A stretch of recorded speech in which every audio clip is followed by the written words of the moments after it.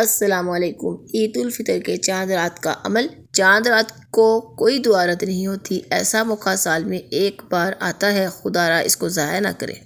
جب شوال کے مہینے کا چاند نظر آ جائے یا چاند نظر آنے کی شہادت مل جائے تو آپ نے اول و آخر 3 مرتبہ درود ابراہیمی پڑھ کر 41 مرتبہ تیسرا کلمہ پڑھنا ہے۔ وظیفہ شروع کرنے سے پہلے تیسرے کلمے کی تلاوت سماعت فرمائیں۔